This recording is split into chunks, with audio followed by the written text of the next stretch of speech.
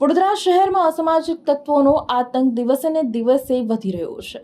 વડોદરા શહેરમાં ફરી એકવાર હુમલાની ઘટના સામે આવી છે, જે પોલીસની કામગીરી ઉપર અનેક સવાલો ઊભા કરે છે। વડોદરા શહેરના રેલવે સ્ટેશન પાછળ આવેલ સમ્રાટ હોટલ નજીક મોડી રાત્રે બોલાચાલી બાદ હુમલાની ઘટના સામે આવી છે।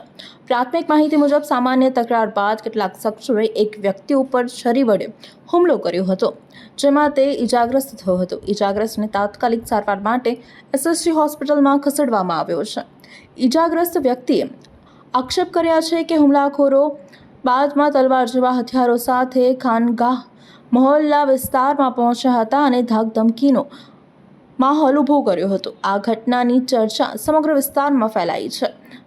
સ્થાનિકોના જણાવ્યા અનુસાર ઘટના સ્થળ નજીકના સીસીટીવી કેમેરામાં કેટલાક શખ્સો દેખાતા હોવાની ચર્ચા છે।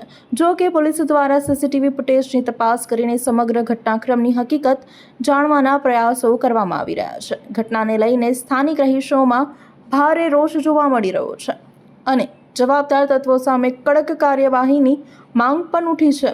હાલ પોલીસ સમગ્ર મામલે તપાસ કરી રહી છે અને હુમલાખોરોની ઓળખ તેમજ ઘટનાની હકીકતો મેળવવાની કાર્યવાહી કરવામાં આવી રહી છે। શહેરમાં વધતી જતી અસામાજિક પ્રવૃત્તિઓને લઈને લોકોમાં ચિંતા પણ વધી છે।